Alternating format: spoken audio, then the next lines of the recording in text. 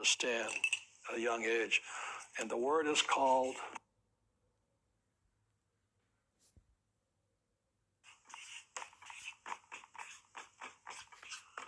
liquidity. The reason this is better for most people is because it's liquid. You can buy a stock, you make a mistake, you get out. You buy an ETF, you make a mistake, you get out. It's good, it's important. The moment you go into real estate, you're not liquid. That's why you got to be smarter going in, because if you make a mistake, you can't get out. You buy a bad piece of property, you write it down. And the same as businesses, you're in there, you're solid, you can't get out. Like if Rich Dad's gotten in trouble, with money, and all businesses are. I can't quit. Employees just quit and they leave. They run like little rats, But if you're in here or here, you can't get out. So that's why liquidity is crucial. It's very important, which means that's why I have Rich Dad's coaching, Rich Dad's education, with all our programs and all this. But most people are not willing to do this study because they want to do what they love, rather invest and acquire what they love. That makes sense to you? Yeah, totally. So stocks, bonds, mutual funds, ETF, savings are good because they're liquid. You make a mistake and get out. These things, hard to get out of, including gold. Gold's hard to get out of sometimes. Gold's more liquid than this. Oil is tough to get out of. You make a mistake there, you're going to write that baby down, Yeah. Silver's pretty easy. But the word is liquidity. The less liquid, the higher your financial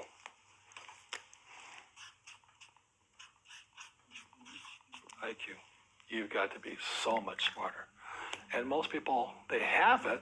They have that ability to be that smart, but they rather do what they love rather than invest in what they love. Got it? Yeah, of course. Thank you, Robert. And I also want to give you thanks for sharing this topic on investing in what you love, because I hope that this can be a guidance for every millennial out there, as opposed to what we're traditionally taught in doing what you love. Welcome back. It's Robert Kiyosaki with my dear friend's daughter here, Alexa. And we're talking about millennials and money, and we've gone through some lessons. I don't know how many anymore. But let's continue on with another lesson here. And so we were talking about your assets and liabilities, right? Yeah. And when you read Rich Dad, Poor Dad, and I said your house is not an asset, what did you think? Well, I think that's a conception that many people believe. But as you demonstrated at the last seminar that we went to in Argentina, my mom had her properties and she converted them into assets. Correct. I think it just depends on what you do with it, and it would be great if you could show us how to turn your house into an asset. It's really fundamental. If I could go back, I probably covered it earlier, but it's a crucial question, and this is what financial education and financial literacy really is. Again, it starts with a financial statement, and I would say probably 95% of all college graduates don't know what a financial statement is. You took an accounting course, right? Yeah, I did. I know you did parts of this. But I say to young people like you, there's 6 basic words to financial literacy and financial education. And the 6 words, again, are income, expense, asset, liability. See, I don't really care about my FICO score. A FICO score just basically registers, are you trustworthy with borrowing money? But a bank will never say, I borrow in the hundreds of millions of dollars. A FICO score not going to get me there, okay? And so it's kind of a ruse. I mean, it's important, but not for me. So these are the 4 words, income, expense, asset, liability. And the last 2 words are the words cash flow. And that's why the game is called cash flow. And the secret to being rich is not a college education, but can you control cash flow? And this is what cash flow looks like. So this here, I need this, income, expense, asset, liability. Again, this is, you get a job, And this was my poor dad, go to school, get a job, get your PhD. And so this here is cash flow. So the income comes in and it goes out this way. First line of expense is tax. So this is a poor person's cash flow pattern. It's not how much money you make. Most people, I don't care if you have a PhD or no school at all, but they can't control the cash flowing out through their expenses. And so that's why people like Susie Orman say, cut up your credit cards, live below your means, because you're a spendaholic. So that's a poor person. This is a middle class person's cash flow pattern. And this is where the house comes in.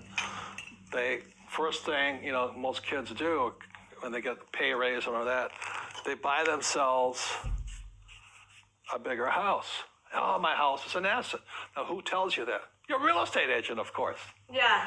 Right? Because they want to give you this false sense of security while you're getting screwed. Exactly.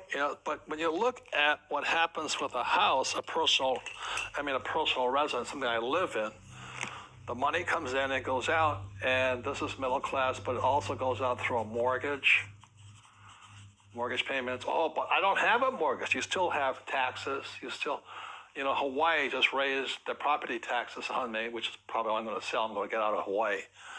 But you have taxes and you have upkeep. So money's always flowing out. So that's why your house is not an asset, is because it's taking money from your pocket. So very simply said, assets put money in my pocket, liabilities take money from my pocket.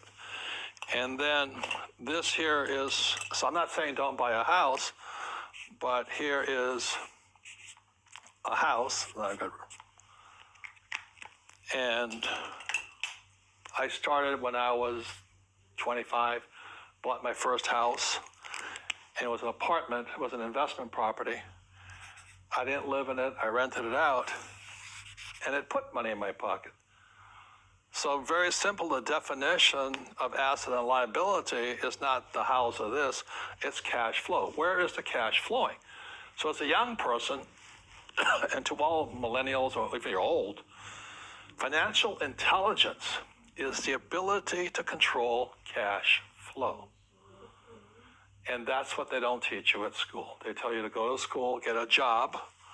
First thing is tax. You'll pay, most of your money will go out through taxes in your lifetime. And then they tell you to buy a house and a car. A car is an asset. No, a car is a liability. You got insurance, gas, upkeep, and all this. Now, if you buy a taxi car, it could be an asset. It's cash flow. And that's very simply it. So this is a poor person. Money goes out. There's a lot. We just interviewed some National Football League players who make millions of dollars in their 20s. And most of them are broke in 2 years because they can't control cash flow. Intelligence, IQ, is can you control cash flow? Not your college degree. College degrees are important, but they're not going to teach you this. So the cash flow game trains you over and over and over and over again to get your money in here to get cash flow this way. So I started with this. It cost me $18,000. I paid for the credit card and I put $25 in my pocket. Okay. It's an infinite return because the cash flow paid for the mortgage, it paid the expenses, pays the operating costs, and I still made $25. Kim's first deal was the same. Hers wasn't $18,000, it was $50,000, $45,000. And they put $25 in her pocket. But Kim now owns 6,500 rental properties, and she pays no tax because the income comes from here. If you have a job, you pay tax, but income, the rich get richer because when you have asset income, taxes are less. You can get it down to zero if you want. But that's financial intelligence, but can you control cash flow? Okay? So say it again, assets what? Assets put money into your pocket, liabilities take money out of your pocket. And so as a young person, you just focus on that. So when you're buying a new house, you gotta say, is this gonna take money or put money? You buy an apartment house, is it gonna take money or put money? That's it. It's cash flow. Six most important words for financial intelligence and IQ is income, expense, asset, liability, but it's really cash flow. Now, if I could bring up a more horrible subject, is do you think people can be assets or liabilities? I think they could be both, to be honest. So for most young people, they fall in love, they get married, they have kids. Is a child an asset or liability? A child is definitely a liability. Now, I'm not saying don't have kids, but you got to think the kid is expensive, and they don't get cheaper. They get more expensive every year. Then they go to college, and then it gets even more expensive. So a human being, and that sounds horrible to all the socialists and communists out there, but the fact is, kids cost money. But as an old guy, I want you to think about this. As I get older, as people get older, family members become liabilities. So I have a friend whose mother, thank God she had long-term, I don't know what they call it, but they just canceled it on her. She can go to a old age home, and I think the price is $18,000 a month. So that as a young person, as your parents get older, the question is, can I afford to spend $20,000 a month on my mom or my dad's long-term health care? Yes or no? No, not right now. No. So, and this is going to happen to my generation. Many people don't realize, but their brothers or sisters' kids and all this become liabilities for them. So as a person who's fairly well off, and Kim and my friends are thinking about two-legged liabilities. So I know today that if my sisters become ill, I'm the one with the money, and it's my responsibility to pay for them. Same as my brothers and their kids.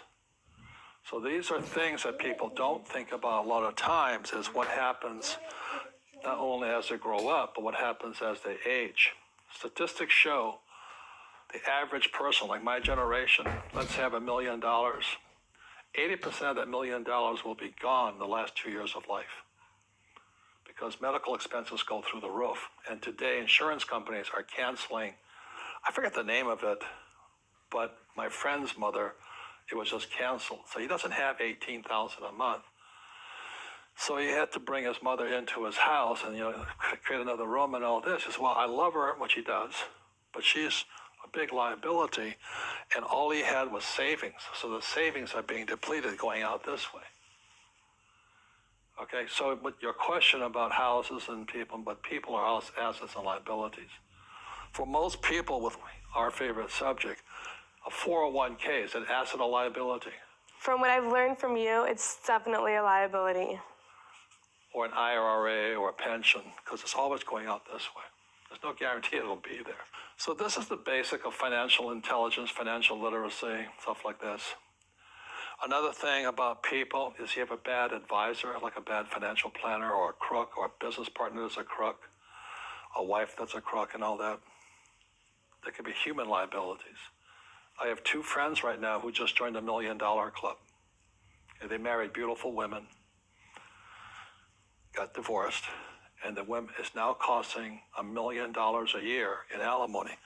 So their beautiful wife and the child support, it's $1 million going. And she's only 40 years old, so she has a whole pile of boyfriends, but it's costing him $1 million a year for her boyfriends. I said, I want to be her boyfriend. Not really, Oh my goodness. Does that make sense to you? Yeah, it makes sense. Financial IQ is, can you control cash flow? IQ means how big a problem can you solve? So if, like my friend whose mother is now costing him $18,000 a month, well, thank God he has about $100,000 in savings.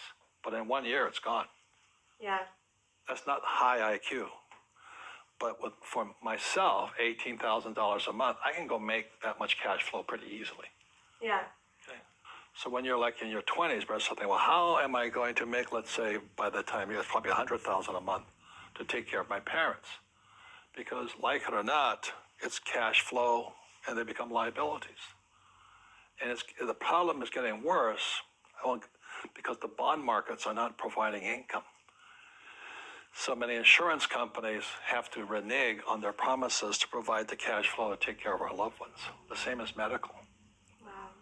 And so that's why when people say, I'm going to go out on my own and do all these things, they're kind of doing what they love, which is good.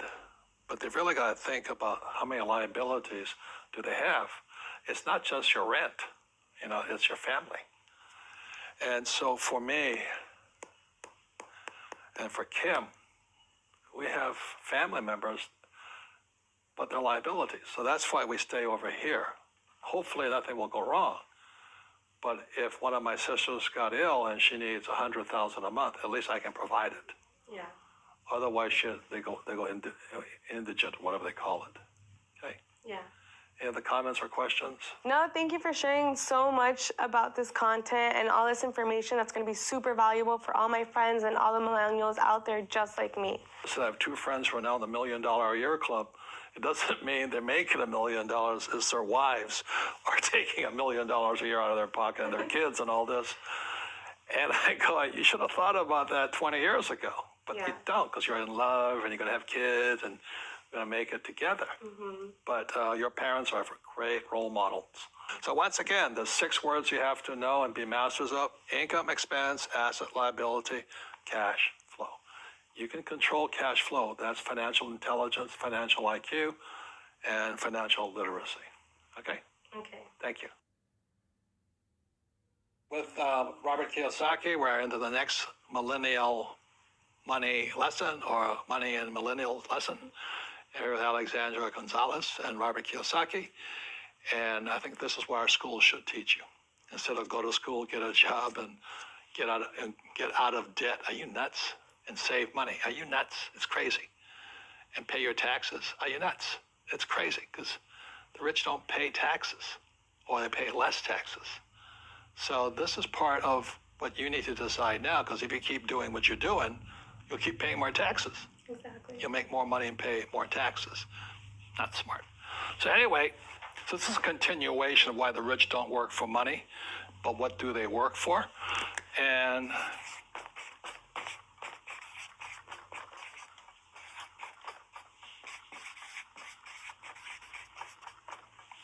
this is not according to me. This is according to the government and the tax department. So the tax department, which every country has taxes, they want to know what kind of income do you work for. So when you say to someone your age, or a child to the parent, a parent to the child, they say, let's go to school, get a job. They're working for this type of income.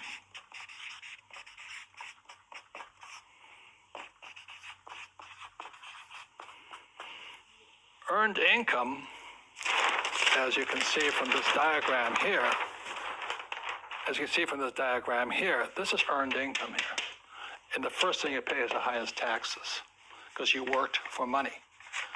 Yes. The government doesn't want you working for money. Yeah. They punish you for that. They want you to hire employees or invest. Okay? So earned income is what they work for. The second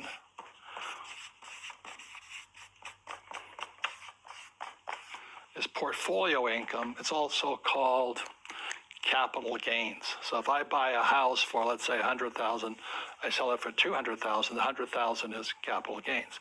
If I buy a stock for $10 and sell it for $20, the $10 is the capital gains. This is the second highest taxed. So the tax breaks that President Trump is working on today is primarily for these guys here. So they're doctors, lawyers, highly educated people, and they have stocks. Most of these guys don't have stocks of the working class. They have a 401k, but they don't get the break. But these guys, if you're active in stocks and that kind of stuff, of flipping houses, you get a break. But what the really rich work for is passive income. And passive income, for me, I have a business. Whether I work or not, money comes in. And you've seen me. I'm not here, am I? No, never. Never. I've earned the right not to be here. Real estate, I have every year, my wife and I, Kim, we add more real estate. Also, we have commodity income from oil wells and things like this. Even though the stock price of oil doesn't go up and down and all this, we still get this. But this is another type of income. This here, I won't get into, is called phantom income. It's taxes I don't pay, so this is a little bit beyond most people's minds. But let's say my tax bill is $100,000. By doing what the government wants here, the government may give me a $50,000 tax break. That means $50,000 in taxes I don't have to pay. Wow. So the $50,000, it didn't go to the government, it went back up here. So that's what financial education does. It teaches you about the financial statement, which is not taught in school. Again, they teach you FICO scores, which is really FIDO scores. Exactly. What you told little doggy? Exactly. Okay. And then for you at your age now, you want to know this. This is what they're teaching you to work for now. Ironically, when you save money and you have a 401k, this is the kind of income. So savings and 401ks are taxed the highest types of income. To me, it's stupid, but if you don't know any better, it's the saving money in, what do you call that, 401ks is good. In Canada, it's called RRSP. In Australia, it's called the superannuation. But this is what most people have, because they went to school, they got a job. And then this is what the rich really have. It's passive, and it's because I'm an active investor. I don't buy this because this is passive investors. I am active, and I'm professional in all of these areas. So I work for passive income, which means I'm not here. The check comes in, the checks come in. Every year, and you've seen Kim and I, and your mother now, she's working on here. And so your mother's income keeps going up, your father's income keeps going up, and they don't have a job.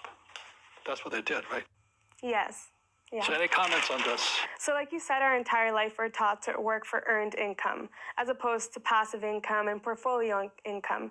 And we're never offered those classes in the university. But thanks to the financial education that I received with you and going to seminars and working at this company, I was able to learn about those types of income and what I want to do with my career and my life. Correct. You know, investing in real estate, things like that. You have to take outside of school classes for that. And so I think it's incredible because that is where you make majority of your money. Well, if you didn't go to school. Exactly. I do recommend taking these classes first because you can get hammered really easy. Oh, no, of course. Yeah. It's incredible that we have to go to outside sources instead of inside sources in the university to learn about these things, to learn about portfolio income, passive income. And be a non-professional investor. Exactly. And then all they have to do is worry about going to school, getting their going to work, getting their paycheck. But at the same time, it's very risky because you have no control over your life. None. None. None. Mm-hmm. And the worst thing about it, too, is that most people who are A students, they think they can just go out and do this one. It's possible, but it's like trying to be a pro golfer. You know, you don't take one class and one lesson and say, okay, I'm going to take on, you know, the professionals. Mm-hmm. It's years of work to get here. And financial education is practice, study, lessons, being a student, you know. So I spent a lot of time here, a lot of time. That was Rich Dad. You know, if you read Rich Dad, Poor Dad, in there, it talks about Ray Kroc, the founder of McDonald's. Yeah. And, you know, people asked Ray Kroc, I said, what business is McDonald's? I mean, he asked the class, this is the University of Texas class, MBA program. I said, what business is McDonald's in? And everybody said, hamburgers. And he says, no, McDonald's is a real estate company. Exactly. And the reason for that is because they get passive income, they use debt, they pay no taxes. That's why McDonald's is a big company, whereas what most people do is they start, you know, mom and pop hamburger stand and they work really hard and pay earned income. So I think it's a lot of years of hard work and many, many mistakes. And you also have to learn to lose the fear of making mistakes and of losing money. Well, it's part of the process. Yeah. You know, it's only the academic types like my poor dad. They think if they memorize the right answer, that's all they need. You know, it's like the right answer for a golfer is hit the ball straight. Keep it on in the fairway. Putt in 1. Okay, that's the right answer. Trouble is you can't do it. Exactly. And in the real world is what can you do? Deeds, not words. And our academic types who are running our government are just talk. They have no real world experience. And that is what's costing us the most money. We have A students running our government and our Federal Reserve Bank. That's the problem. So you understand now the rich don't work for money, but they work for different types of income. Yes. And do you understand the government wants us to do this? Yeah. That's why they give us tax breaks. Before we go on to the next lesson for millennial money, my job was just to shake your head and not give you answers. What's going through your head now? What are you thinking? I know I'm not going to get there tomorrow, but I know I have to make baby steps in order to be able to get financially educated and become where I want to be, where I don't rely on a paycheck anymore. It depends if your parents gave you a working class DNA. You got to work hard for money. And that's one of the biggest traps there is. You want to work for the right type of income, but not for money. Here with Robert Kiyosaki, we're filming a new segment called Millennial Money, and it's for all the millennials that want to apply the rich dad philosophy on their day-to-day basis. So Robert, what's the purpose of you doing this for millennials? Well, because I'm concerned. You guys, I've said it several times during this series that I had it really easy. I graduated from school. There was a lot of high-paying jobs. Stock market was going up. Real estate prices were really cheap. You can buy a condo for $18,000 on the beach in Maui. Today you don't do that because the government has mismanaged our economy. And so you guys, younger guys, you have to be 10 times smarter than me. So I'm willing to pass on what I know to you because what I see happening for you guys is, I hate to say this, but you guys are in trouble. And it's because not my generation, but the generation before is leaving a horrible economy for you. So if you're not, even if you go to college, it doesn't guarantee you'll do well. So this is what I see coming in the future. So the big thing for most millennials, they're going to say, they want to stay here, they want to stay here. And I would start there. Become a professional investor. It's not easy. You got to study a lot. But this is what I see coming.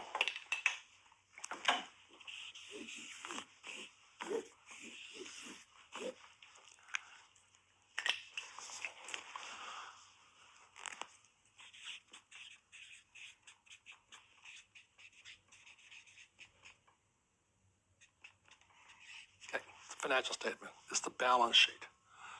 What I'm concerned about for the millennials, okay? So here we have M for millennials. It's a lot of you. But over here we have today, boom, baby boomers, me. And what's going to happen is that it's going to be the flow of people. You guys are going to flow over here, and you'll be producing the income to pay the taxes and all this. These guys are going to come over here. We're going to be the biggest liabilities you've ever seen. They estimate that, and nobody knows the real number, but the estimations are this bill for all the social programs, the welfare programs, all the Social Security, retirement plans, and all this is estimated to be $265 trillion. You guys are going to have to pay for that. So when old guys like me move over here and you guys take over the economy here, what's going to happen is, go up. You have to pay taxes to pay for these guys. So that's why when I speak to young people and all this, I kind of joke around a lot and things like this. But this is a massive, massive, massive, massive social problem. Like if your mother and father had no money, what would you have to do? You have to pay for them, right? Yeah. Can you afford their health care right now? I don't think so. You know, like I cut my finger here 2 years ago. The bill was $34,000 for one stitch. $34,000. That's where this comes. They're estimating. They don't know how much this is going to be total, all the national debt and all this. And as we're talking, you know, they can't balance. They need to extend the budget to pay for our bills and all this, and it's only going to get worse. So when I speak to your generation, our generation had it really easy. We're going to cruise over here. You guys have had it pretty hard, and it's going to get worse, is my opinion.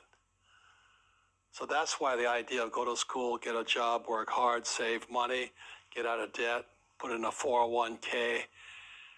That was my generation. It didn't work for us, but you guys are going to try the same thing. Any comments for you? So the $265 trillion, is that going to be taxed on us? Well, somebody's going to pay for it.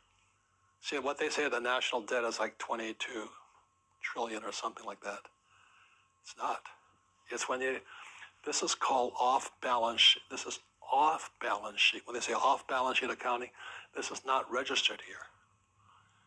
This is Social Security, Medicare, old age pensions, all the people my age who can't take care of themselves. Somebody's got to pay for them. You know, they claim it's only 26 trillion, but when you go off-balance sheet, it's 10 times that. And most people, you don't know what you're talking about. I may not, but I think that's true. Okay. So the reason your generation, millennials, have to be smarter is you guys are just coming this way. Yeah, definitely. And some of you can't even find jobs. So to all my baby boomer friends, I said, well, what happens if these guys disappear? They go, well, don't tell me about it. Social Security take care of me. Well, who's going to pay for Social Security? Who's going to pay for Medicare? Who's going to pay for Medicaid? Who's going to pay for national defense? Who's going to pay for all the national debt? And that's why our school system, our government leaders have done a horrible, horrible, horrible job. They should be fired for incompetence, malpractice.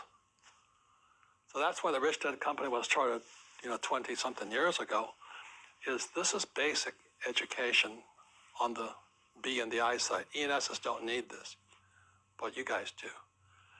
So that's why the Rich Dad Company was formed, is you have to understand this. And so the people who are, right, like I always talk about it, they're going to be E's, S's, B's, and I's. These guys are going to pay for it here. These guys are going to skate past it. The last Trump just passed that tax reform plan, whatever it is. The tax benefits are permanent for these guys. It's temporary for these guys, employees and self-employed. So I'm going to pay less taxes. For about 10 years, their taxes will be lower, then they're going to raise them. I promise you. Because they got to pay for this. Okay. Any comments about why you need to be more financially savvy as a millennial? As you mentioned, as big as a debt is going to be, I think us as millennials, the economy is not going to be the same as it is today. And we have to be prepared for the increase in taxes and everything else that comes with it. And so it's our responsibility to become financially educated and make sure that we don't make the same mistakes as baby boomers. If I was a millennial, I definitely wouldn't want to be an ENS right now. Because the tax breaks, the advantages, the leverage, I can expand my means. Rather than living below me, I can expand my means pretty rapidly. And especially today with the internet and all this, you can do very well, very quickly, fast. But not if you're thinking like the old guys, like these guys. So that you have a very huge advantage here, but unfortunately these guys are in your way. Okay. Yeah. The comments? Oh, no, I'm fine. Good. And so that's why financial education for millennials is very important. That's why the Rich Dad Company, I'm grateful you're asking these questions so I can pass the message on. Thank you so much, Robert. Thank you. Kiyosaki, and this is my friend's daughter here, Alex, and people love you here, Alex. They love you here. You bring spirit to the company. So, and your mom and dad are dear friends of mine, and it's been interesting to watch your mom and dad adopt the Rich Dad philosophy and become very, very rich, right? I feel very, very grateful because I had a unique perspective of how I could see the transformation and transition from the before and after the Rich Dad philosophy. What was it like before with your mom and dad? Well, life was a drastic change from how we live today. My mom was a real estate agent, and I remember she got really upset once because he told her she worked for tips. And she realized after that she really was working for tips. And I grew up with a nanny because my mom was out from morning to night, and my dad owned his company, so a P.O. Box International company, and he was gone from 4 in the morning until very late at night. And basically the only days I truly cherished with my family was Sundays. So that was like a sacred day for us because it was the only time we saw my parents. And they were very hardworking. We never, nothing was ever missing. My dad was spinning his wheels with his business. So as my mom's showing this multi-million-dollar home, she sees the book Rich Dad, Poor Dad, and she thought it must be here for a reason. The owners of the house read this book, so it must be something that attracts wealth. And so she went to the bookstore, she bought it, and she gave it to my dad. And from there, he became stuck on the Rich Dad philosophy. He read it within an hour. After that, he retired, sold his company, and he started investing. And then my mom began to do the same thing. After you told her she worked for tips, she started her own investments in multifamilies. And after that, our life changed drastically from the education that we received to the spirituality of everything and just spending time together. What I say here is this. All your real estate agents, stockbrokers, financial planners, and all that, you guys all work for tips. You know, if you sell a property in America as a real estate agent, you get 6%. And I said to your mom, I tip my waiter 20%. Who's more valuable, real estate agent or a waiter? And she got upset. What do you mean I work for tips? But that's the S mentality. Yeah. You know, they don't build businesses. And then like most new investors, they run out of money, so now she has other people's money. Yeah, exactly. And now she's an infinite return. And for those who are watching, an infinite return means you have zero money in the deal. So when these financial planners are telling you get 8%, try infinite. Try infinite. 8% is for chumps, man. Yeah. Big difference. And pay no tax on top of it. That's the I quadrant, okay? Yeah. Mm-hmm. If the market crashes, are you afraid? No, they're actually really happy. And what are some of your friends doing? So I do have a couple of friends that follow the traditional educational system and the 401k and the traditional way of life. And that is the majority, sadly. But then I have another group of friends that's a select few that are following the same path as I am towards financial freedom and investing in their financial education. All you young people, I want to give you a word of advice here on marriage. The biggest lie ever told is, and they lived happily ever after. There is no such thing. It is a lie. Right?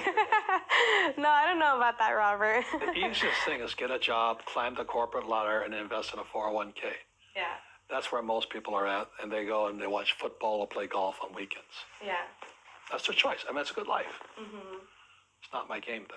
So today you have most of these people who have a financial plan, and they want you to give them their money. You know, put your money in stocks, bonds, mutual funds, ETF, and savings. Okay, you know. And most of that money is gone anyway, as we talked about earlier. In the last 2 years of most people's lives, all that money disappears anyway. So what's the end game for Kim and I here?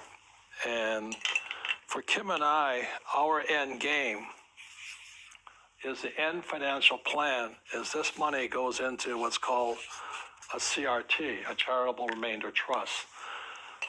This charitable remainder trust then means the government can't tax me. That's the reason.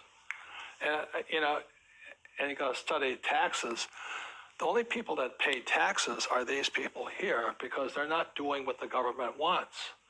Over here, I'm a partner with the government. The reason I get a tax break here is because I provide jobs. These guys don't provide jobs. I get a tax break here because I invest in real estate. Most people have a house.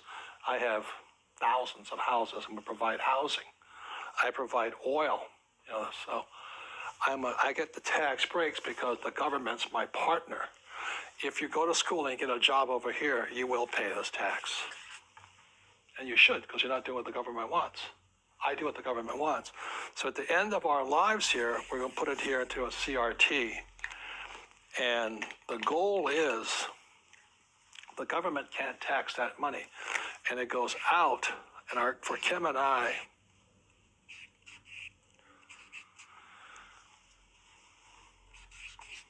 our goal is every year we're going to give $100 million to charity every year. Most people will be broke at the end of their lives. So we're going to give all this money back. And for into perpetuity, charities that we support, like I'm very much into the oceans, so I support Greenpeace. Kim loves animals, so she supports animals. We support all these things that we can't do because we're working our businesses. So we give our money back to charities. We give it to Boys and Girls Clubs and other charities all over the world. $100 million, for a lot of people, for a guy like Trump, not a lot of money. For us, it's a lot of money.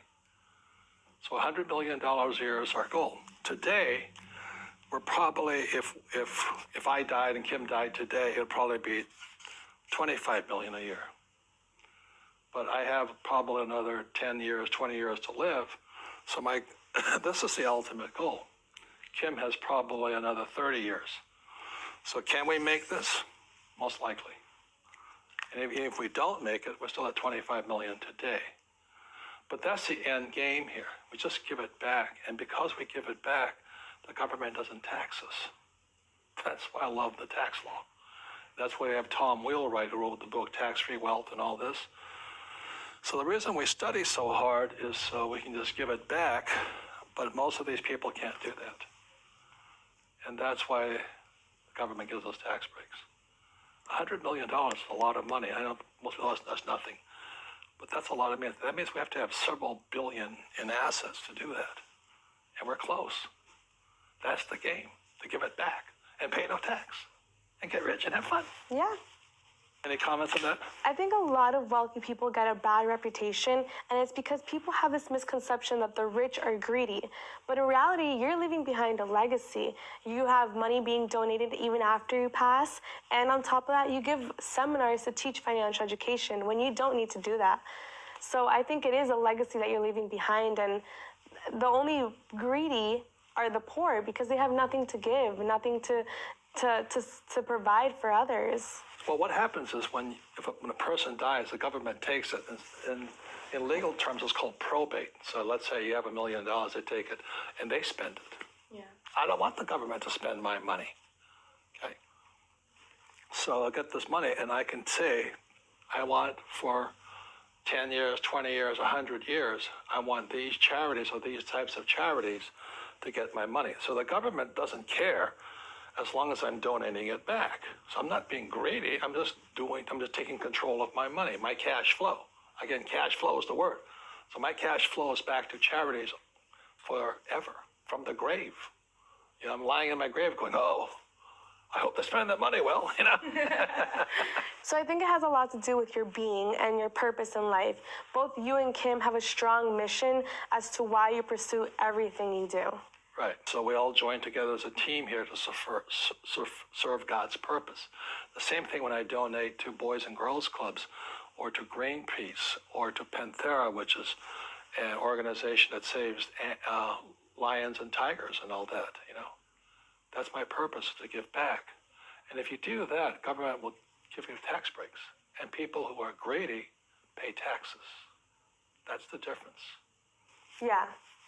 Interesting, huh? Yeah. And that takes financial education. It does. Okay. So as a young person, you have some ideas. I don't know, 10 lessons we've done. Have you got a better idea of how you're going to guide your life now? Yeah, I definitely do. And I love being here because I know that I'm working, but I feel like I'm in a seminar learning with you and learning all the values that you're trying to instill in all these millennials. I'm here learning just like they're going to be learning when they watch these videos.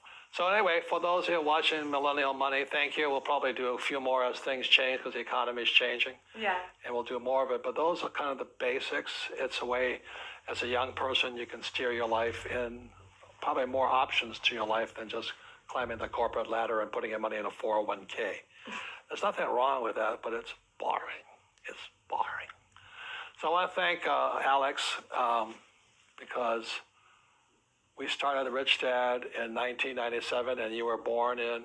Yeah, 1997.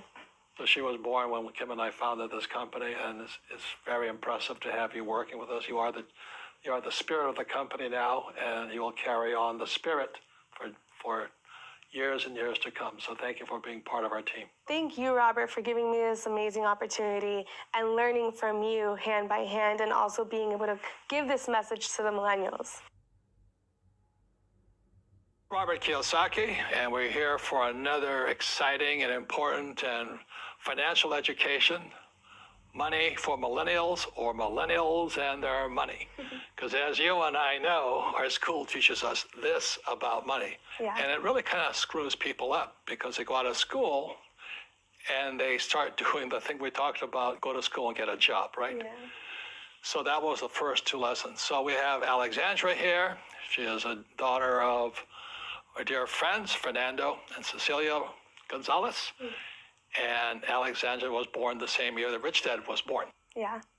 And again, for those who may not know, my rich dad was my best friend's father. My poor dad was an academic, straight A student. I wasn't. I was a D, F, and C student on a good day. But my rich dad never finished school. So he had a completely different point of view. It's not right or wrong, but rich dad was an entrepreneur, and poor dad was a school teacher, head of education, PhD, Stanford, University of Chicago North, all the credentials for academics.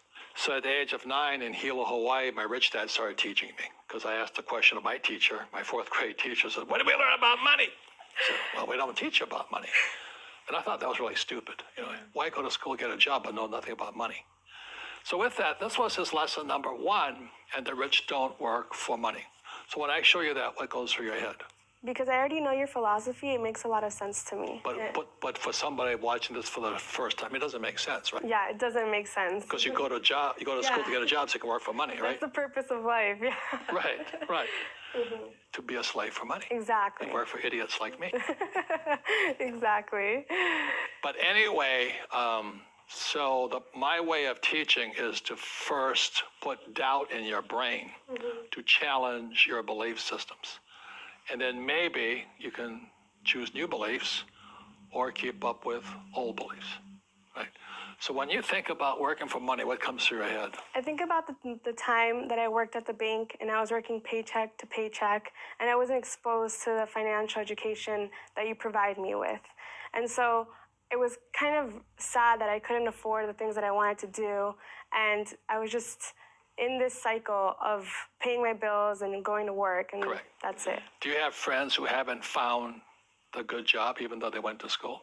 So I have many friends that have graduated, and they're told that they're going to go to school and they're going to find a job, and they find themselves without anything. So many of them have found a job, and many of them have also not found a job. Yeah, the irony is, when I left school in the 60s, there were plenty of jobs. But the world has changed, and our schools haven't. And so they're still making this innate promise of get a job. And I was very fortunate when I graduated in '69. We're the highest paid graduates in the world. My classmates were making about $120,000 to $150,000 a year. That's not much money today, but 1969, that was a lot of money. But naturally, as young guys do, we spent every penny of it. Yeah. So I had my rich dad's lesson, the rich don't.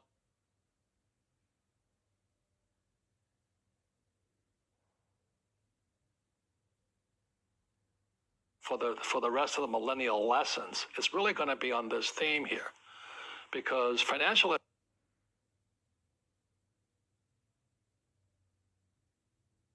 education is about not working for money. Like one of the first questions, when I finally realized what my rich dad was saying, I said, well, when do I never need a paycheck again? See, my goal wasn't, go to the moon or, cure cancer. My job was, when would I never need a paycheck again? Because as long as you need a paycheck, be it from an employer or like my poor dad, he was so afraid of losing his government pension. Yeah. And I'm going, Jesus, what a way to run your life. Your pension? So my old man kind of got fired. He lost his pension. It was the most frightening thing in the world to him. He had no pension. Then it was Social Security, which is even worse. Yeah. So that's why my goal when I was about your age, a little older, around 25, I said, my goal is to never need a paycheck again from anybody, even the government. I don't want any Medicare, Social Security, or whatever. When I was a military pilot, I said, oh, you got to get the military pilot pension. I said, you do, but I'm not going to. And just because of this here, that was the difference. Because I never wanted to work for money to need a paycheck. So the next few lessons in Millennial Money, you'll find out what I do work for. So for right now, just let me go to the lesson here. So this comes from Rich Dad, Poor Dad, and these are some of the distinctions. It was the advantage I had at age 9, because I knew what I wanted to work for. And this here, in simple terms, is called a financial statement. In school, they teach you to get a FICO score. FICO is BS. All it means, how good are you paying your bills? That's all FICO means, okay? Should be the FIDO score. Good dog. So this is what your banker wants to see.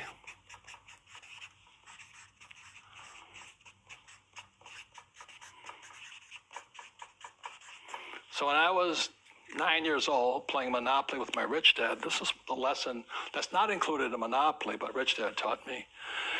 And fundamentally, the problem that most people make, they go to school to get a job, and they work here. So this is the poor, middle class, and these guys. And we're going to talk about later, your first line item expense is taxes.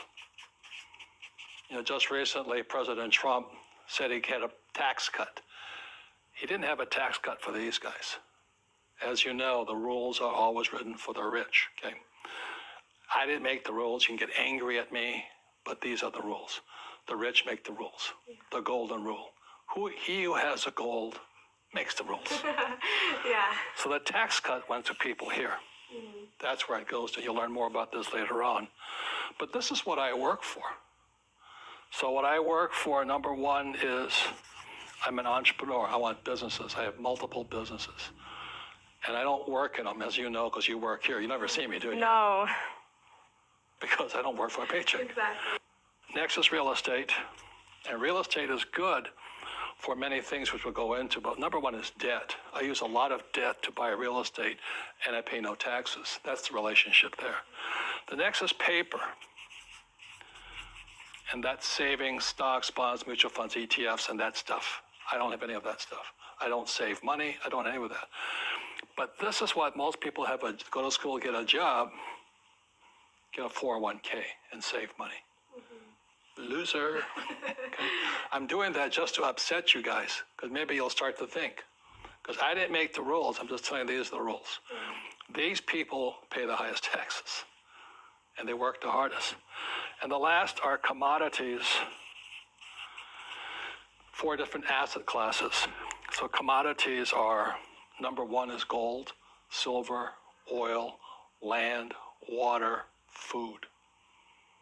So this is what I work for. When I left school, rather than working for a paycheck and working for money, my education had to go beyond getting a job, which I had a good job.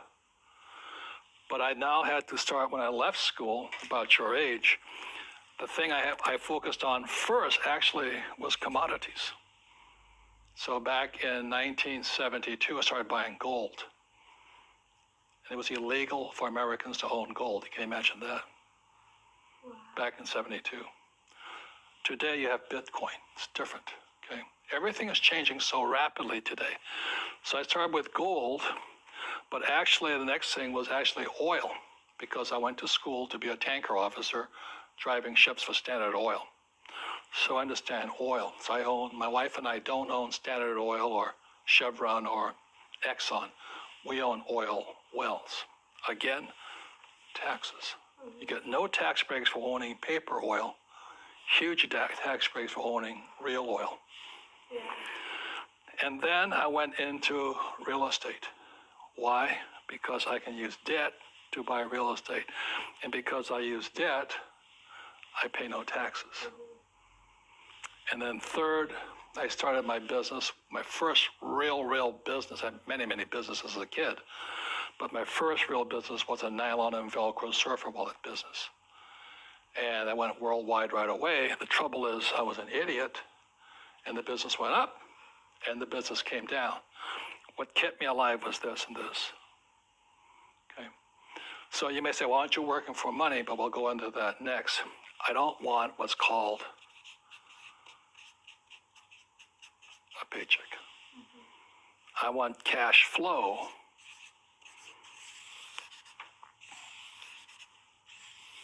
From here.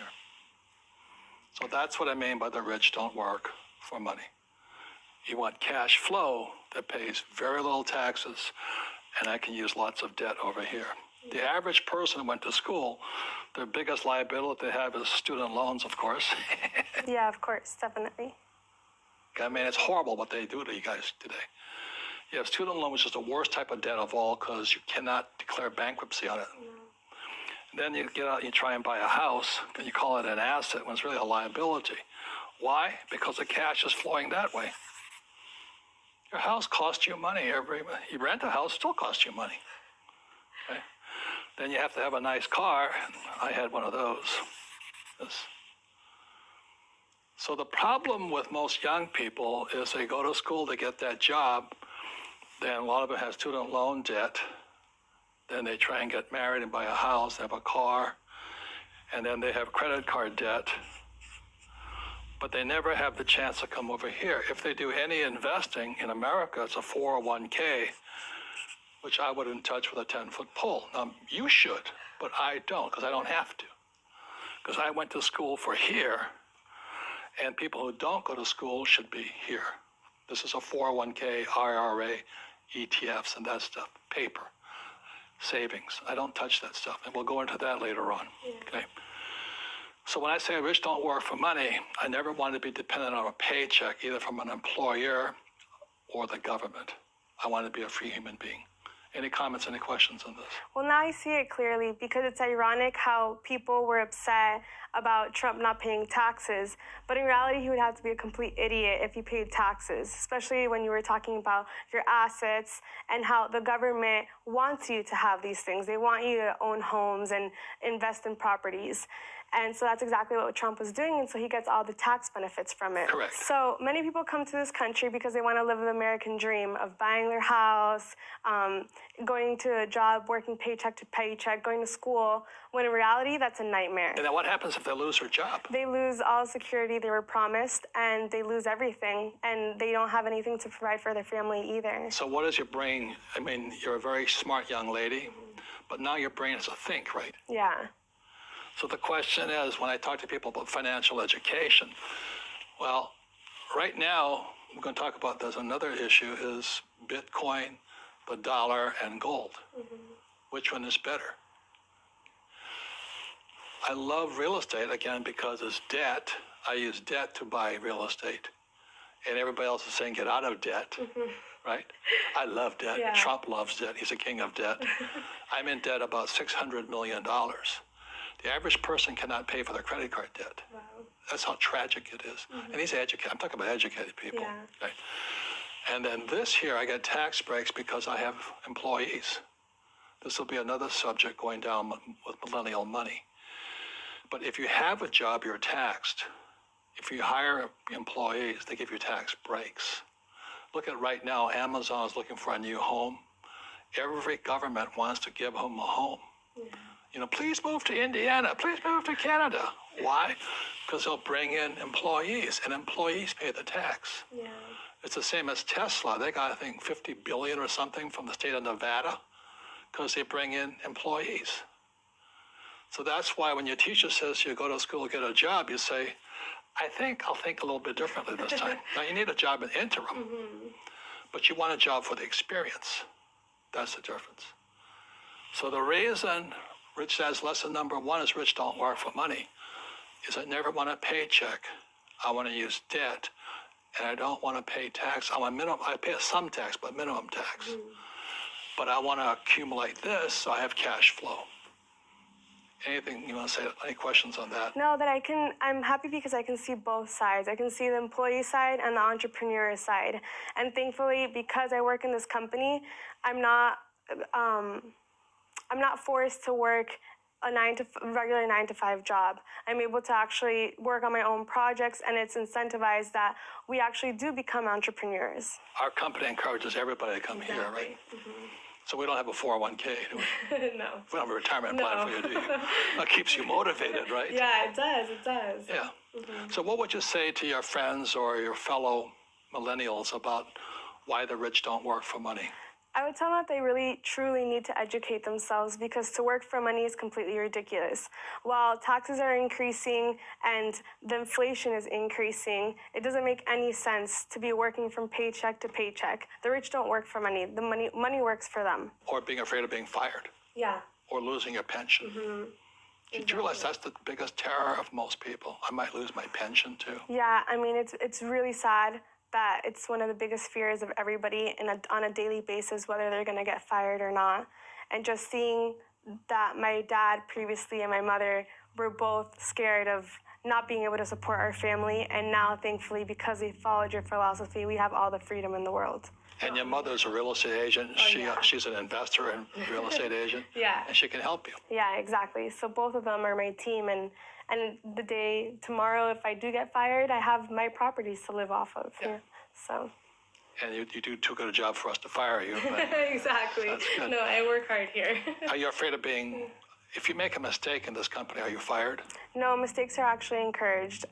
Coming from a traditional work system where we are punished for it, and then coming to this one where they're actually incentivized because we learn from them, it's amazing. Correct. Yeah. But you have to admit you made a mistake. Yeah, you cover up the mistake, you're fired. Yeah, exactly. So Sarah, my supervisor, whenever, and I'm like, I'm so sorry, I can't believe I messed up. She's like, no, it's okay, we learn from our mistakes. Yes. And that's our culture here. Yeah, it's awesome. So thank you. So the rich don't work for what? Money.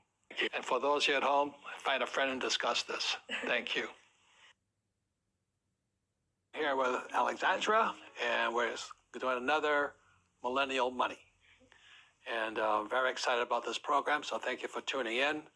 This will be one of 10, and we don't know which order they're coming in. So when I say your questions, when people say get out of debt, what comes to your mind? When people say get out of debt, I think about credit card debt, the student loan debt, all that negative debt that people use for shopping and personal things. And is your idea of debt good or bad? I have a very negative idea or connotation towards debt, and that's because that's what we were taught in the school system and the traditional education system, that it's not so great. But because I work here and I have these resources and I've gone to your seminars, I understand that debt can be powerful and it can be used in a good way, and it could generate you money. So for those listening, debt is a 4-letter word for most people. There are many people in my position, so-called financial gurus, who say live totally debt-free. And there's other people who say cut up your credit cards. And, that's good advice for certain types of people. So you should definitely cut up your credit cards if you don't know, you can't control your spending. You should definitely. But I don't know how people live without credit cards. I don't know how you can check into a hotel, rent a car, or go shopping and go out for dinner, but you should cut up your credit cards if you're a shopaholic. That's good advice. And the other thing about debt, there's good debt and bad debt. So this is going to be the lesson today, is there's good debt and bad debt. And if you only have bad debt, which I classify student loan debt as bad debt, the main reason it's bad debt is because it's the worst possible type of debt. You see, if I get into trouble as a businessman with debt, I can declare bankruptcy and I'm clean. But the trouble with student loan debt, you can't do that. It hangs around your neck for the rest of your life. So if you're a student, you shouldn't take on student loan debt unless you absolutely 100% guaranteed that you will commit to graduating. So have you seen a lot of kids drop out of school? Oh, yeah. And so the problem with student loan debt is a person has to know what are they going to study. I have 2 friends, they're both medical doctors, and they came out of school with $500,000 in student loan debt, but they paid it off in 5 years because they're medical doctors. They had high-paying jobs. And so they delayed having families and all this, and their whole objective was to pay for becoming a doctor. But I think you have friends who have no idea what they're going to school for. Yeah, so I have this friend, and she's changed her major like 3 different times from business to now nursing, and it's a lot of money, and she still has no idea that what she wants to do. And she tells me, she's like, Alex, I want to change my major from nursing, but I'm already practically done, and I can't pay back this debt, so she's stuck with the nursing career, and she doesn't even like it. You know, when I was your age, like I think I said earlier, is that my classmates were making like 110, 120,000 a year, which is not much money. Mm-hmm. But for my generation, if I made 20,000, that was a lot of money. Do you know what I mean? It was just out of proportion. So we were the highest paid graduates in the world, and my starting pay was about 47,000 a year. My classmates were making 3 times as much as me. But it's a choice we make. I didn't really want to do what they did. Yeah. So I had to join a labor union. As ship's officers, we had to join the MMMP, Masters, Mates, and Pilots, which meant we were labor union guys. So labor union guys make more money. And nothing personal, but I don't want to be a union member. So I joined Standard Oil of California as a shipping officer, and then I didn't have to join the labor union. But I only got 47,000 a year. That was the difference. The difference is Standard Oil is still sailing, and a lot of those labor union jobs are gone because the pay got too high. Yeah. You know what I mean? So there's always a good and a bad, and it's hard to understand that when you're younger. But I knew when I was 22 years old, I didn't care if they paid me 100,000 a year. I wasn't going to join a union. It was just principle. My father, poor dad, was head of the teachers union. And from what I saw, I didn't want to be a teacher. I didn't want to be a union member. So it was kind of youthful exuberance on things. Okay. But anyway, today it's harder because you don't know what is this mysterious high-paying job. And even lawyers today are having a hard time because they don't need that many lawyers, which is a good thing. And there's artificial intelligence, which is replacing a lot of the high-end jobs. Like even accountants today, they don't need accountants because artificial intelligence can do a lot of the work for them. So that's why for your generation, student loan debt, I would say, is possibly one of the most important things you need to decide before you take on the debt. And number one, are you going to graduate? And number two, what are you going to graduate as? Exactly. Right? Any comments on that? Anything you want to talk about? So my dream and passion has always been to be an entrepreneur. But when I started studying it, I told my dad it was the last thing I would ever do because I thought that what they were teaching me was what I was going to be doing on a day-to-day basis. But these teachers aren't actually practicing what they're teaching. And so they give you this wrong conception of what you're studying. And reality is the traditional education, it's obsolete. What mattered back then does not apply to how you're going to run your business now. You know, today, if I was in your position, I was pretty clear when I was about 15, I wanted to sail the seas. I sailed huge ships, throughout the world. But that was a dream of a kid. And by the time I was 22, I was tired of it. I didn't want to sail the world anymore. So I understand, what it's like to keep, what they call it is finding your way in life, right? Yeah. That's not easy. Mm-mm. So I commend you guys, and that's why we're doing the Millennial Money, is because as these programs progress, you're going to find out, in my opinion, you guys have a harder road to go through than I did. For me, it was really easy. There was a lot of jobs, economy was booming and all this, and it was easier. So you guys have got to be smarter. Okay, so as far as the subject of debt, there's good debt and bad debt. Again, it goes back to the financial statement.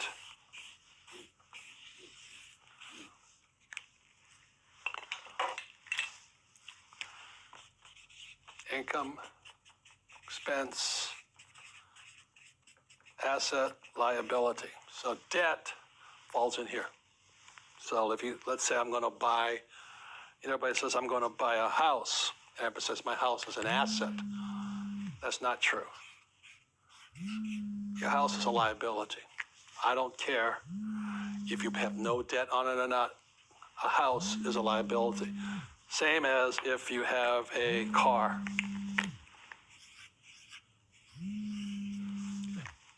A car is a liability.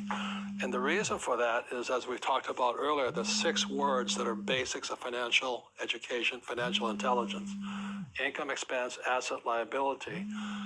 And the 2 other words are cash flow. So when you look at the average person, they have a job, money comes in here, they pay for their house, and the money goes to a bank through a mortgage. So it's not an asset because the cash is flowing out.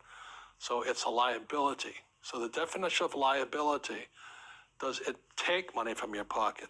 And for an asset, does it put money in your pocket? So when I have a rental property here, it puts money in my pocket. So if I live in the house, it's a liability, because even if I have no debt on it, I still have taxes, depreciation, repairs, and upkeep, insurance, and all this. When I rent a property, I've done a good job buying it and structuring it. Every month, it sends me money. So I started off when I was 25. I had a little 1-bedroom condo, and it put $25 in my pocket. It was a start. So this was good debt. You say the debt also went out and paid, but it also put $25 in my pocket. So net, I was making money from my little house. So today, my wife and I own 6,500 of them. And every month, 6,500 houses put money in my pocket. My people who live in them love me and all this because they have a place to live.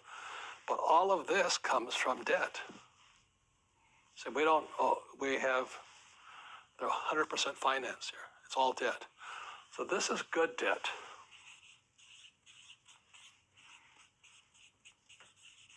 And what makes it good debt are the 2 most important words: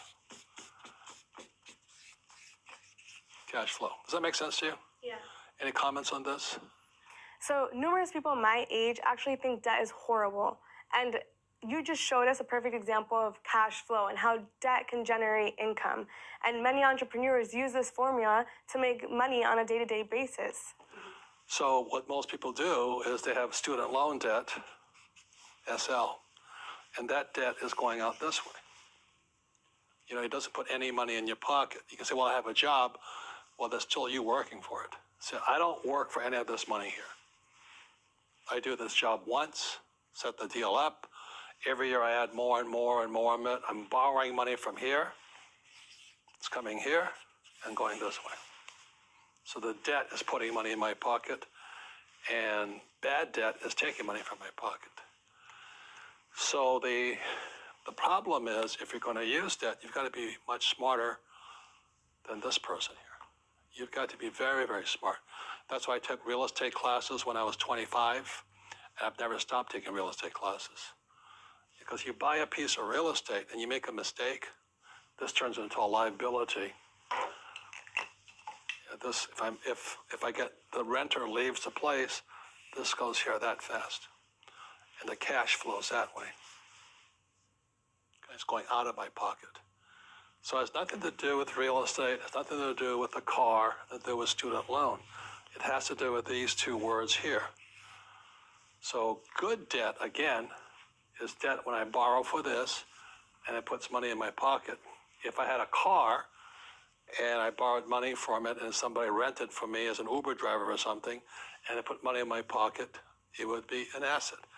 My wife and I have a boat, and most boats lose money, but our boat makes money because it's in a charter. People rent my boat all the time. So it has nothing to do whether it's a boat, student loan debt, a house, a car, or whatever. It has to do with these 2 words here. And so most of the time, you've had accounting classes.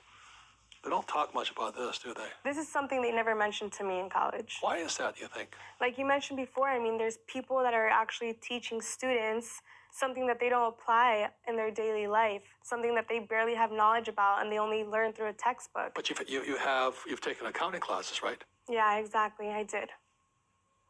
You made A's in it? Well, I did finally get a high grade the second time around, but that was because I had a real accountant teaching me the real applications of accounting as opposed to a fake teacher, right? So your advisor, Tom Wheelwright, taught me in 1 hour what I could have learned the entire semester with this one teacher that wasn't even an accountant in his real life. A big lesson for you is that it's nothing to do with the house, the car, the student loan. It has to do with where's the cash flowing. If the cash is flowing into your income statement, into your pocket, it's an asset. It's good debt. But if it's taking money from your pocket, it's bad debt. About debt, there's good debt and bad debt. Any comments on that? Well, I think just like Trump, you know how to apply the rules of debt, and he calls himself the king of debt, right? If you're going to be successful, like whether you're an employee or entrepreneur, you've got to control the direction of your cash flow. So look at most people here. We've talked about it earlier. They get a job, and the cash flows out here, goes to the government. Called taxes. Okay. Trump doesn't do this. I don't do this legally. The reason is because we're entrepreneurs, not employees. Employees have this, entrepreneurs don't. Because it's a type of asset. Any other thing? I'm good. So what would you like to say to the young millennials listening to this? I'd say don't be afraid of debt, and if you know how to use it, use it. Good debt puts Money in your pocket. Could a credit card be good debt? Well, it just depends what you spend the money on, right? So if you spent it on something that's going to produce income for you, like an asset, then it's good debt. But if you spend it on, let's say, a jacket that you wanted from Burberry, then it's not. First property there, it was in Maui, Hawaii in the 1970s. I bought it with a credit card. Wow. Property was $18,000, my first, but I've taken several real estate classes. And so I knew what to look for. I found this one property. It took a long time.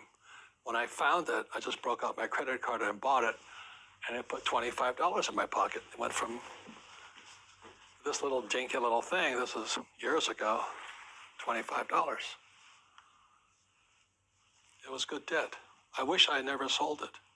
I don't, it was a big mistake to sell it, because today it's probably worth $400,000 or $500,000. And that's a whole nother story. Mm-hmm. That's why I don't flip properties. I don't like to do that stuff. So anything else? So good debt, what? Money in your pocket. And bad debt, what? Takes money out of your pocket. That's all there is. Yeah. Thank you. Hey, we're here talking to Miss Alex, and we're also talking about financial education for millennials and money. And I'm glad she's asking me when she's very young, because one of the biggest mistakes, I still hear it today from young people, oh, I don't have to worry because I'm still young. Yeah, and that is death to most people, because eventually you get old and then you're not young again. So it's a way of saying, when I talk about assets and liabilities, one of the most important things you have in your life is time. It's one of your greatest assets, or it's your liability. And being, I just turned 70, and I have friends who have nothing. I mean, they have zero. Now, they've made a lot of money, but they have nothing here. They have nice houses, nice cars, 16 wives, 19 kids. I don't know what they have, but you know what I mean? And being young is great, except it can be a liability to you. Because when you're young, you're just having a lot of fun, and life's exciting, it's new. So, at the time, but the thing is, this is the lesson today, is so many people spend their time focusing here. They want to make a lot of money. And I can hear it in their words. They say, oh, I want a career. This is career. Okay, or I'm going to start my own business. And this is the chart here, which we've seen.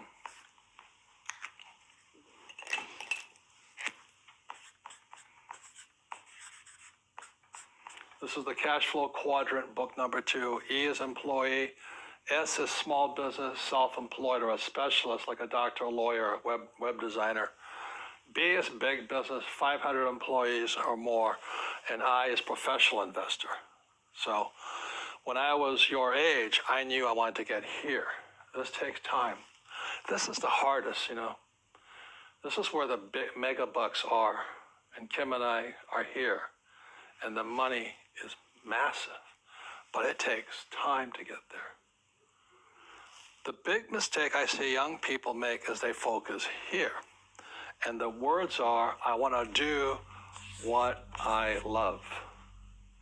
That's the track. You see, in real life, sometimes you have to do what you hate. Like people think I like to write books. I hate writing books. But it fills my purpose in life. It's not my passion, my purpose in life. Because my purpose was to get here. A lot of these guys get trapped here doing what they love. And as we've talked about on earlier episodes of this thing, these guys pay the highest taxes. 40% here, 60% in taxes here, 20% here, and then 0% here. So when I was before my 20s, I knew I wanted to go there, and it wasn't doing what I loved. I had to learn what I didn't want to learn. I had sometimes to do what I hated. I had to learn about taxes. I had to learn about debt. I had to take classes. I had to learn about insurance. So I was doing a lot of things I hated doing so I could come over here. These guys never do this because they live their passion. I want my passion. The difference in passion is greedy. Purpose is for other people. So my purpose was to come over here so I could serve more people. Okay. So I have employees here and all this. I don't buy stocks, bonds, mutual funds because as a professional investor, I can create my own assets. Okay. Any comments, anything so far? Yeah, if you ask anyone, they all say they want to do what they love. And they're talking about here. And this is where you get taxed. Yeah. Like, you know, coming here, I was doing fine over here because I didn't have much money. Because the government takes all your money anyway, right? Yeah. 40% in taxes because nobody's going to sue you. You come over here, they sue you. Okay? So I had to learn about lawsuits. I hated it, but I learned it. So the big mistake for young people is I'm going to do what I love, which is fine over here. But what do you love the most? Well, I loved my freedom. And I know it sounds greedy, but I love making money. I'd rather have a lot of money than no money. I've been both. I've been broke, I've been in down, everything, but I'd rather have a lot of money. So it was worth my purpose to get over here. The big mistakes I see young people making is here. You know, they think about what they want to do, what they love. And what I'm saying to you, the millennials right now, invest in what you love. There's a very big difference. In other words, think about this side first. Most young people, or should I say, short-sighted people, they think this is it or this is it. But this is the one here. So when I was your age, I knew that the assets I wanted to acquire, the richest people own businesses over here. These guys are small business, self-employed. You're self-employed if you can't stop working. I stopped working years ago because I have a businesses. Very big difference. It was painful, but I got there. So number one is a business. So when I was in my 20s, I knew I was going to do what it would take to school, study, learn about taxes, debt, insurance, accounting, lawsuits, and all this through business. Next is real estate. I love real estate. But most people can't do what I do because they don't have a business. It's catch-22. They don't have enough money to get over here. Your mom just made that switch because she's other people's money. Okay? Yeah. So the reason I make more money is because it's not what I'm doing what I love. I do sometimes what I hate so I can have the assets that I love. I love having a business. You know, if I didn't have a business, you wouldn't be here.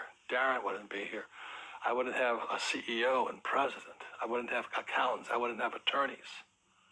So the business affords me the lifestyle I want. And then I invest in real estate. I've never gone past a piece of land or a building I did not love. And then what most people invest in from there is paper. And that's fine. That's stocks, bonds, mutual funds, savings, ETFs. Not my game. I don't love it. I actually hate it. But these guys, it's perfect for them to have paper, stocks, bonds, mutual funds, ETF, and all that, because they're focused over here. They want to do what they love. They want to climb the ladder. They want their career. They want this. I want to become president. You know, that's not what I wanted. I want to be a football star. But this is for the middle class here. That's fine. You can get rich here too. I just don't like it. It's not exciting to me. And then the last one are commodities. And the four basic commodities, a lot of commodities like food. Farmers get rich, they provide food, which is good. I invest in food. I invest in avocado farms to provide food. Oil, gold, silver. I love those things. I love avocados, you know. I love avocados. Yeah, I know. So I'm doing what I love. I love trees. I love plants, you know, things like this. So I'm doing what I love here, here, and here. I don't like stocks, bonds, mutual funds, ETFs, 401ks, IRAs. I think it doesn't excite me, you know. It just doesn't. This excites me. So I invest in what I love rather than do what I love. And these guys do what they love, but most of them never get over here.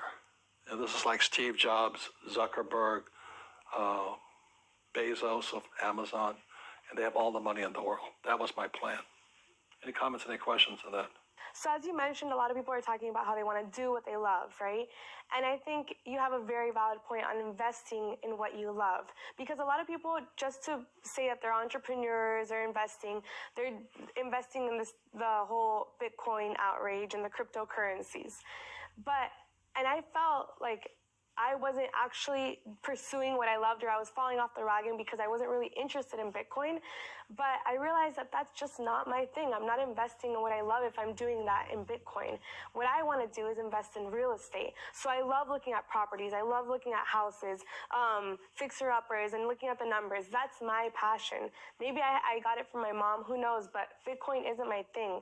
So I have no reason to feel like I'm not doing what I love just because I'm not investing in Bitcoin. And that's kind of the attitude. In my world, because I see people, they chase shiny objects. And what a shiny object means is, you know, when you're fishing, you throw a lure out, this little shiny object goes, and the fish comes and where they jump in. That's what most people do. Bitcoin today is a shiny object. I'm not saying you can't make a lot of money in it, but most people are chasing shiny objects. They want to make money. They're not building an asset here. The reason they don't do it here, this is the highest risk. Now, this is what I know. The higher the risk, the more education it takes. For example, if I wanted to learn, and I flew, you know, if I wanted to just fly my little Cessna 172 around the place, not much risk in that. But when I had to go to Vietnam to fly, the risk went up. I had to study harder, become better, work harder at it. The reason most people stay in paper, 401ks, IRAs, and chasing shiny objects like Bitcoin is because they don't want to take the risk here. They're huge. You've got to study. That's why we have Rich Dad's Education, Rich Dad's Coaching. All of you guys are allowed to take courses and all this. If you come here, it takes no intelligence to be here. It takes no intelligence to buy Bitcoin. I mean, I have 5 Bitcoin. It didn't take, you know, I don't have to do anything. Over here, I have to know a lot. Over here, I have to know a lot. I have to study. So if you want to chase shiny objects like the stock market and all that, you can get rich there. It's really easy to get in here. It's really hard here. Any comments, any questions? Does it make sense? They're chasing shiny objects. So I do agree with you when you talk about Bitcoin being a shiny object that everybody's chasing, right? And one of my favorite stories that you've told is about your mentor, Frank, when he sent you to Peru so you could learn a valuable lesson about maybe something that wasn't such a shiny object and turned into be, because shiny objects change every day. So I wanted to learn about, they have ICOs, initial coin offerings. I wanted to learn about IPOs, initial public offering. And it's how you take a business and turn it into paper. You turn it into stock. So I went to see my friend Frank, who was hardcore here. I don't know how many companies he started taking public.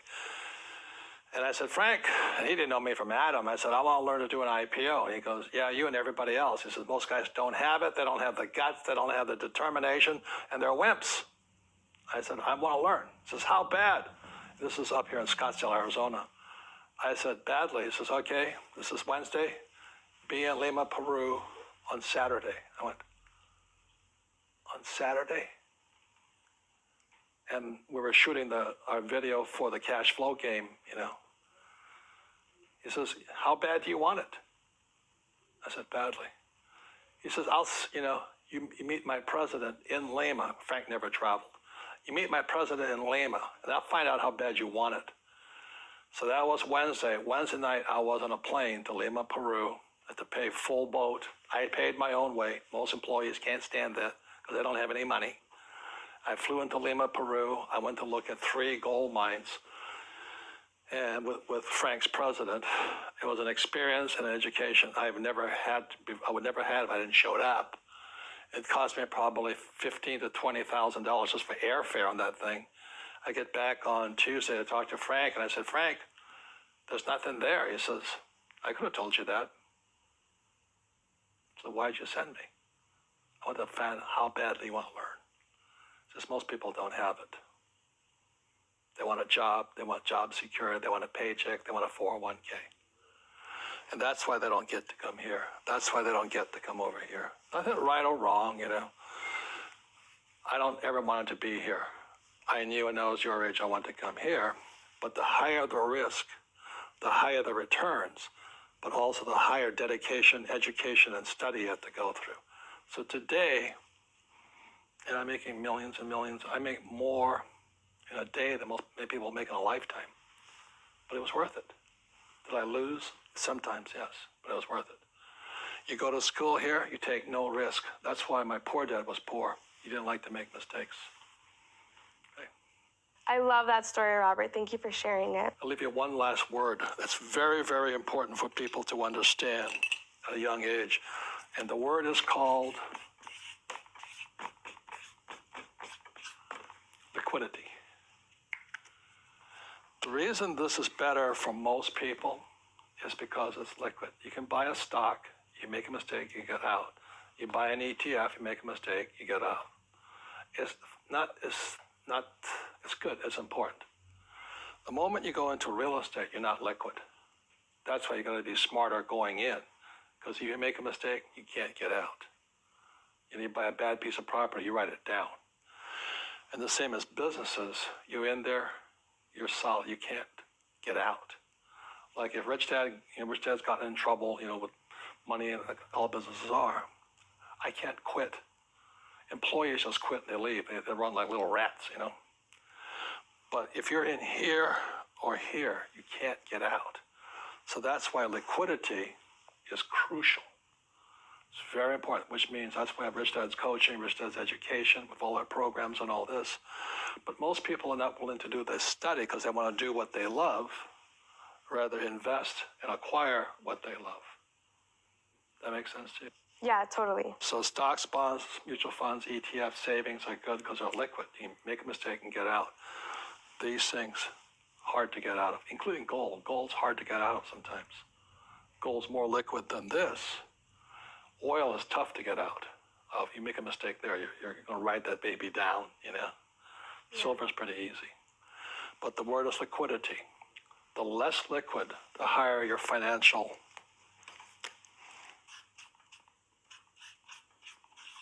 IQ. You've got to be so much smarter.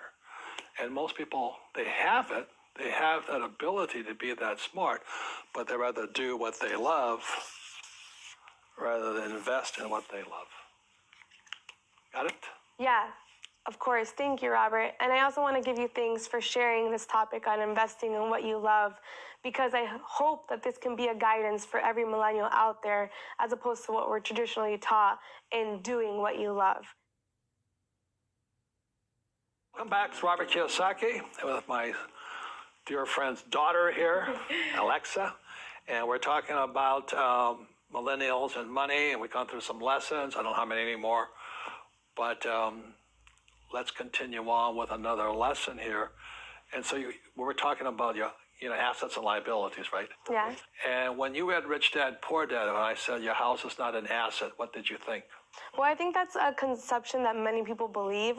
But as you demonstrated at the last seminar that we went to in Argentina, my mom had her properties and she converted them into assets. Correct. I think it just depends on what you do with it, and it would be great if you could show us how to turn your house into an asset. It's really fundamental. So if I could go back, I probably covered it earlier, but it's a crucial question. And this is what financial education and financial literacy really is. Again, it starts with a financial statement. And I would say probably 95% of all college graduates don't know what a financial statement is. You took an accounting course, right?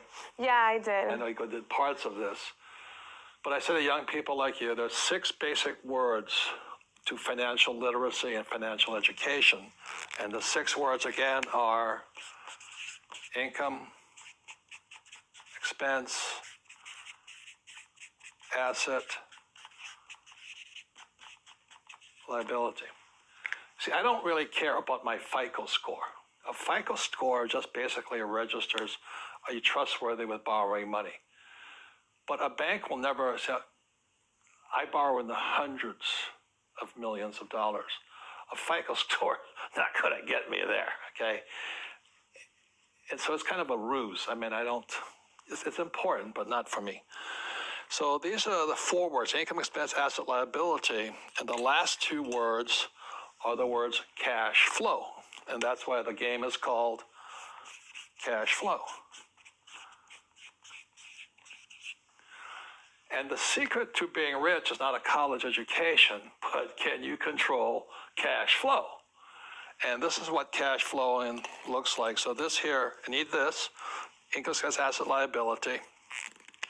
Again, this is, you get a job. And this was my poor dad, go to school, get a job, get your PhD. And so this here is cash flow. So the income comes in and it goes out this way. First line of expense is tax. So this is a poor person's cash flow pattern. It's not how much money you make. Most people, I don't care if you have a PhD or no school at all, but they can't control the cash flowing out through their expenses. And so that's why people like Susie Orman say, cut up your credit cards, live below your means, because you're a spendaholic. So that's a poor person. This is a middle class person's cash flow pattern. And this is where the house comes in. First thing, most kids do when they get pay raise or that, they buy themselves a bigger house. Oh, my house is an asset. Now, who tells you that? Your real estate agent, of course. Yeah. Right? Because they want to give you this false sense of security while you're getting screwed. Exactly. But when you look at what happens with a house, a personal residence, something I live in, the money comes in, it goes out, and this is middle class, but it also goes out through a mortgage payments. Oh, but I don't have a mortgage. You still have taxes. You still, Hawaii just raised the property taxes on me, which is probably what I'm going to sell. I'm going to get out of Hawaii. But you have taxes and you have upkeep. So money's always flowing out. So that's why your house is not an asset, is because it's taking money from your pocket. So very simply said, assets put money in my pocket, liabilities take money from my pocket. And then this here is, so I'm not saying don't buy a house, but here is a house. And I started when I was 25, bought my first house, and it was an apartment, it was an investment property. I didn't live in it, I rented it out, and it put money in my pocket. So very simple, the definition of asset and liability is not the house or this, it's cash flow. Where is the cash flowing? So as a young person, and to all millennials, or if you're old, financial intelligence is the ability to control cash flow. And that's what they don't teach you at school. They tell you to go to school, get a job. First thing is tax. you'll pay, most of your money will go out through taxes in your lifetime. And then they tell you to buy a house and a car. A car is an asset. No, a car is a liability. You got insurance, gas, upkeep, and all this. Now, if you buy a taxi car, it could be an asset. It's cash flow. And that's very simply it. So this is a poor person. Money goes out. There's a lot. We just interviewed some National Football League players who make millions of dollars in their 20s. And most of them are broke in 2 years because they can't control cash flow. Intelligence, IQ, is can you control cash flow? Not your college degree. College degrees are important, but they're not going to teach you this. So the cash flow game trains you over and over and over and over again to get your money in here to get cash flow this way. So I started with this. Cost me $18,000. I paid for the credit card and I put $25 in my pocket. Okay. It's an infinite return because the cash flow paid for the mortgage, it paid the expenses, pays the operating costs, and I still made $25. Kim's first deal was the same. Hers wasn't $18,000, it was $50,000, $45,000. And they put $25 in her pocket. But Kim now owns 6,500 rental properties, and she pays no tax because the income comes from here. If you have a job, you pay tax, but income, the rich get richer because when you have asset income, taxes are less. You can get it down to zero if you want. But that's financial intelligence. But can you control cash flow? Okay. So say it again. Assets what? Assets put money into your pocket. Liabilities take money out of your pocket. And so as a young person, you just focus on that. So when you're buying a new house, you got to say, is this going to take money or put money? You buy an apartment house, is it going to take money or put money? That's it. That's it. It's cash flow. Six most important words for financial intelligence and IQ is income, expense, asset, liability, but it's really cash flow. Now, if I could bring up a more horrible subject, is do you think people can be assets or liabilities? I think they could be both, to be honest. So for most young people, they fall in love, they get married, they have kids. Is a child an asset or liability? A child is definitely a liability. Now, I'm not saying don't have kids, but you got to think the kid is expensive, and they don't get cheaper. They get more expensive every year. You know, then they go to college, and then it gets even more expensive. So a human being, and that sounds horrible to all the socialists and communists out there, but the fact is, kids cost money. But as an old guy, I want you to think about this. As I get older, as people get older, family members become liabilities. So I have a friend whose mother, thank God she had long-term, I don't know what they call it, but they just canceled it on her. She can go to a old age home, and I think the price is $18,000 a month. So that if, as a young person, as your parents get older, the question is, can I afford to spend $20,000 a month on my mom or my dad's long-term health care? Yes or no? No, not right now. No. So, and this is going to happen to my generation. Many people don't realize, but their brothers or sisters kids and all this become liabilities for them. So as a person who's fairly well off,